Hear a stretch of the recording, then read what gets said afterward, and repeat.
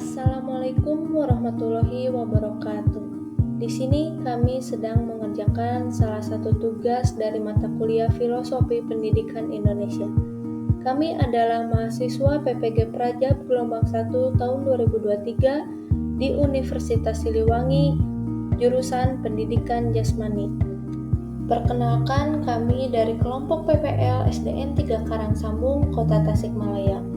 Saya Rida Anissa Lenia dan teman saya Erniwati. Baik teman-teman, di sini kami akan membahas kontekstualisasi dasar-dasar pemikiran dari Bapak Ki Hajar Dewantara tentang pendidikan yang berpihak pada murid.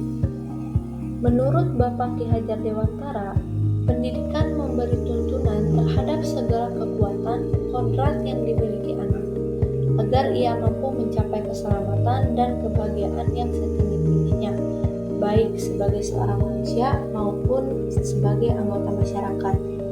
Pendidikan yang berpihak pada murid atau anak menitik beratkan peserta didik itu sebagai prioritas yang paling utama yang harus kita layani. Setiap anak memiliki kemerdekaan untuk belajar sesuai dengan keinginan dan kemampuan alamiah yang terbentuk dalam diri anak. Proses pendidikan yang harus berpusat pada anak, siswa diberikan kemerdekaan untuk bisa tumbuh dan berkembang dengan seutuhnya.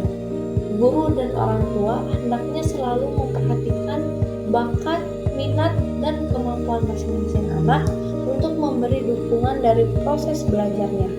Dalam proses pembelajaran di kelas, anak itu harus tanpa adanya sebuah tekanan, belajar tanpa mempunyai rasa takut untuk disalahkan, bebas mengutarakan pendapatnya, dan mengembangkan kreativitas dalam dirinya dalam bentuk apapun.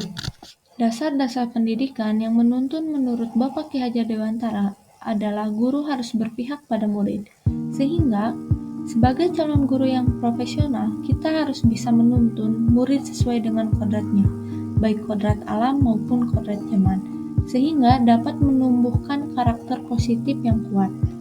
Kodrat alam berkaitan dengan sifat dan bentuk lingkungan di mana anak berada, yaitu konteks lokal sosial dan budaya peserta didiknya. Sedangkan kodrat zaman berkaitan dengan isi dan irama yang sesuai dengan keterampilan abad ke-21 saat ini. Sebagai guru, harus menciptakan segala kodrat yang ada pada peserta didik, menciptakan pembelajaran yang berhamba dan memerdekakan peserta didik, serta membimbing dan mengarahkan peserta didik mencapai keselamatan dan kebahagiaan setinggi-tingginya. Tentunya kita sebagai pendidik dapat menghantarkan para peserta didik pada puncak kekuatan kodratnya masing-masing, sehingga mereka dapat berkembang secara dinamis sesuai tuntunan zaman, namun tetap memaknai dan menghayati perjalanan hidupnya sebagai generasi penerus bangsa. 3 trilogi pendidikan Ki Hajar Dewantara yang menjadi kiblat pendidikan sampai saat ini, yaitu yang pertama Ingarso Sung Tulodo, yang artinya di depan memberikan contoh. Salah satu implementasinya yaitu memberikan contoh teladan yang baik, seperti membuang sampah pada tempatnya, berbicara menggunakan bahasa yang baik, serta sopan kepada semua orang. Kemudian yang kedua, Ing Madio Mangunkarso, di tengah menyemangati, menyalurkan dan membangkitkan semangat peserta didik melalui kegiatan-kegiatan yang menyenangkan. Kemudian yang ketiga, Tutwuri Handayani, yang artinya di belakang mendorong, memberikan sebuah motivasi dan dorongan kepada peserta didik baik di dalam kelas maupun di luar kelas. Pemikiran filosofi yang relevan hingga saat ini. Pendidikan yang menuntun.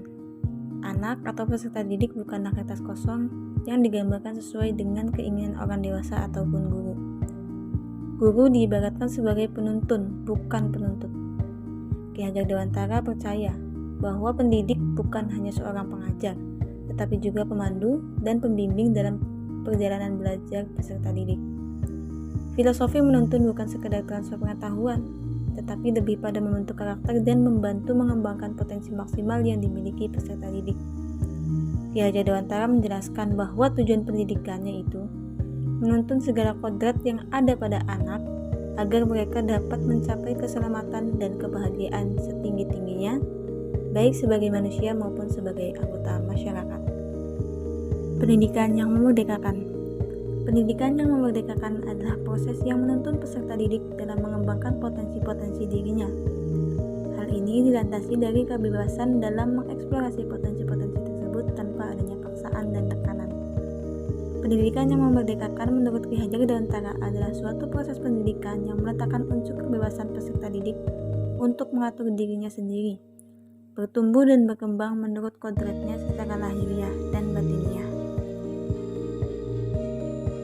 Pendidikan berpihak pada anak. Kekuatan sosiokultural menjadi proses menebalkan kekuatan kodrat anak yang masih samar-samar.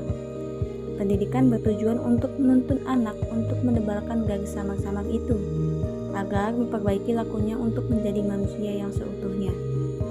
Guru harus berpihak pada murid, sehingga sebagai guru harus bisa menuntun peserta didik sesuai dengan kodrat alam dan kodrat zamannya. Menanamkan budi pekerti. Budi pekerti merupakan keselarasan atau keseimbangan hidup antara cipta, rasa, karsa, dan karya. Budi pekerti melatih anak untuk memiliki kesadaran diri yang utuh untuk menjadi dirinya sendiri, atau kemerdekaan diri dan kemerdekaan orang lain. Menurut Ki Hajar Dewantara, budi pekerti atau watak atau karakter merupakan perpaduan antara gerak pikiran, perasaan, dan kehendak atau kemauan sehingga menimbulkan tenaga. Budi pekerti juga dapat diartikan sebagai perpaduan antara cipta atau kognitif, karsa atau afektif, sehingga menciptakan karya atau psikomotor. Keluarga menjadi tempat yang utama dan paling baik untuk melatih pendidikan sosial karakter bagi seorang anak. Keluarga merupakan tempat berseminya pendidikan yang sempurna bagi anak untuk melatih kecerdasan budi pekerti atau pembentukan watak individual. Strategi dalam mewujudkan pemikiran Ki Hajar Dewantara. Pendidikan yang berpihak pada murid. Pendidikan memetakan peserta didik, mulai dari kesiapan belajar, gaya belajar, dan profil belajar. Pendidik merencanakan pembelajaran bervariasi sesuai dengan modalitas belajar peserta didik. Pendidik memberikan kebebasan untuk berkolaborasi, berekspresi, berinovasi, dan kreatif dalam belajar. Pendidik memberikan apresiasi dan umpan balik terhadap peserta didik. Demikian pemaparan materi dari kami mengenai kontekstualisasi dasar-dasar pemikiran Ki Hajar Dewantara. Sekian, wassalamualaikum warahmatullahi wabarakatuh.